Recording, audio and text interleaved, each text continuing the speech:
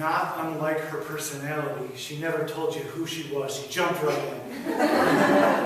That was Professor Emily Ralph, assistant professor here in the social work department. She's the director of field education. And I'm just going to introduce a few people and then introduce our speaker. Next to her is Dr. John Cox, who is professor emeritus and also former director of the social work program.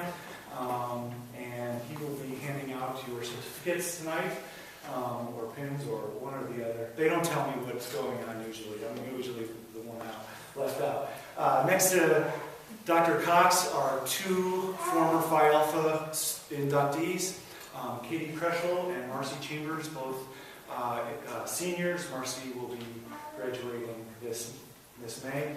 Next to her, you all know Pam Brazel, of course, who is the one who put this all together.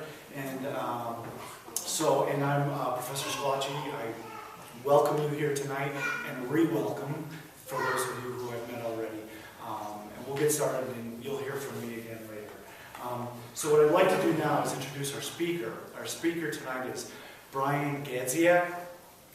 Brian graduated from McMurray's social work program in 2007.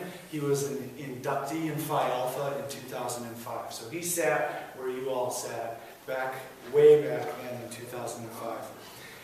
When he graduated, he received social work honors and the Lincoln Laureate Award. He graduated with his master's in social work from Dominican University in 2008.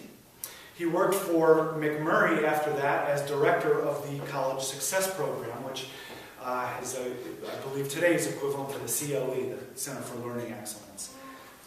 He did that for 2 years, from 2008 to 2010. He was licensed as an LSW in 2010 and began working as an in-home therapist for Camelot Care Centers, specializing in a specialized foster care agency. In March of 2010 he began that, and he just completed his required supervision hours, and he has become eligible to take the LCSW test, and I believe is preparing and back to studying for that exam. So with that, I welcome Brian Gadziak.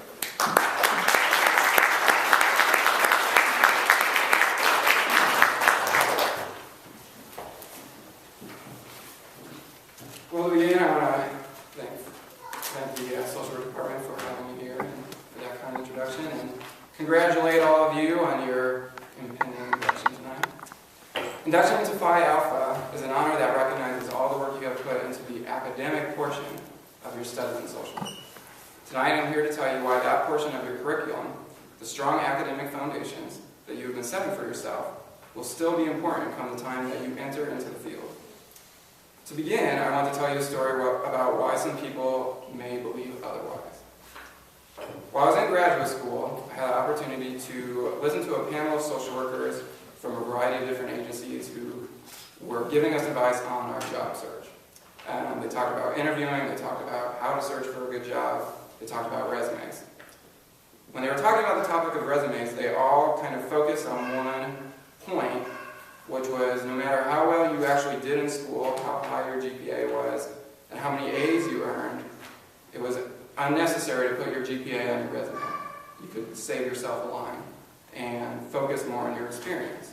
The reasoning was that human resources representatives hiring social workers were more interested in what you've done and rather than what you achieved academically, and that while what you've done academically is admirable, it's not going to help you get a job.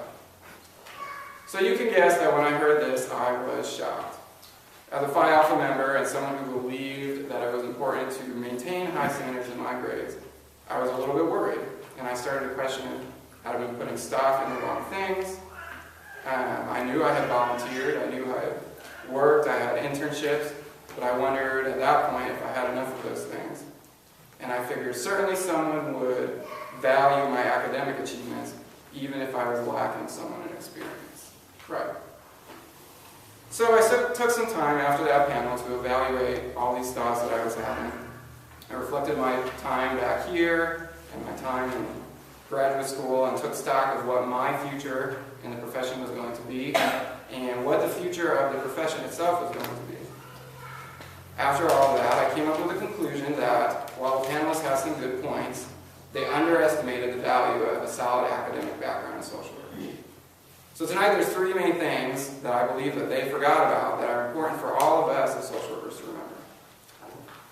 So my first point is that there are two words that we need to remember that you all probably have etched into your brain by now that are important for us all the way up until we retire, and those words are best practice. Surely as social work students you're familiar with this term, but for any of you who may not be, best practice refers to a method of practice that has shown to be consistently successful after research and trial. Another common term that is sometimes used interchangeably with best practice is the term evidence-based practice. Evidence-based practice and best practice combine utilizing current and updated research with clinical expertise and expertise to best assist the client with whom one is working. So in order for you to have evidence-based practice to be effective, social workers need something: evidence. The skills you've been building by maintaining such high academic standards for yourself are the same skills you'll be able to utilize when you go into practice and make into best practice. You are now capable of not just reading multiple research articles, but distinguishing which research is the most current, the most valid, and the most effective. You now have the critical thinking skills that will allow you to say, will this work with my client?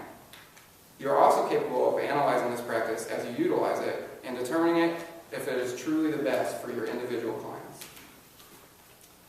When I took public speaking here at McMurray, they told me you should always have a visual aid, so I brought a visual aid with me today.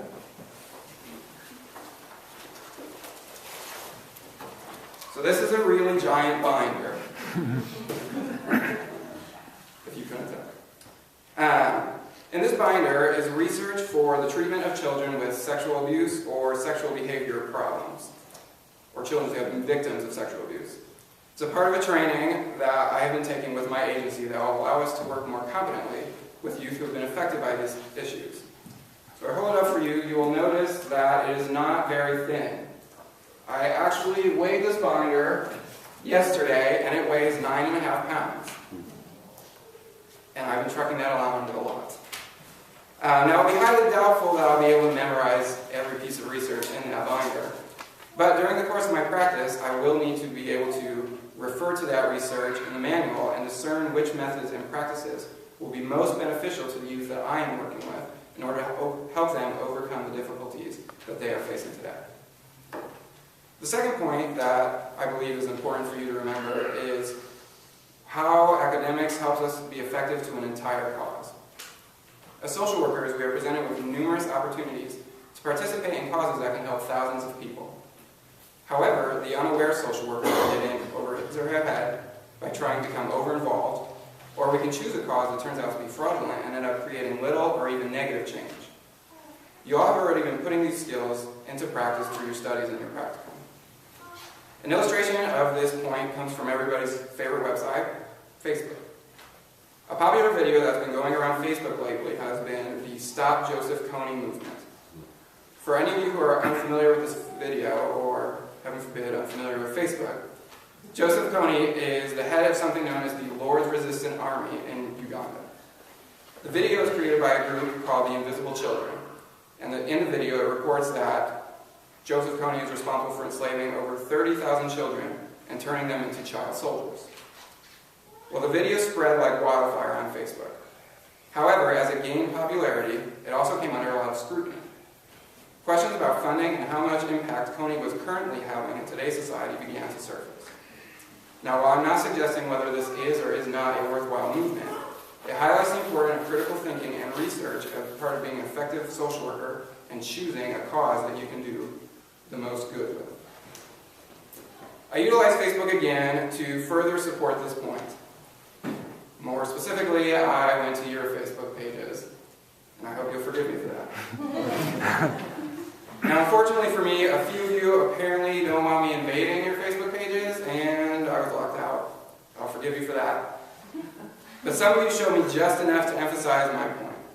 While browsing through your pages, I read about your thoughts on healthcare legislation. I saw passion about the topic of autism, and I observed your interest in helping senior citizens and other groups. These are all very important causes, And as social workers, we cannot just run into them full steam ahead, but must continue to stay educated in order to most effectively help the cause. My final point about the importance of academics and social work has to do with the future of the field. Last year, I attended a training on the topic of engaging difficult-to-reach clients. During this training, the speaker spoke about how many times we refer back to the same modalities of therapy over and over again because they are, in fact, best practice. However, for some clients, these modalities just are not effective. The speaker's point was that we could be the creators of the next model or the next theory if we continue to pursue that academic interest. We cannot do that if we do not value what you have achieved here tonight. So as you have heard, the future of your social work career, as well as the future of the profession itself, depends on a strong foundation in academics. I implore you to ignore the advice that I received in grad school. Put this honor of induction into Phi Alpha on your resumes. Flaunt it. Then be prepared to use it. Congratulations and best of luck to all.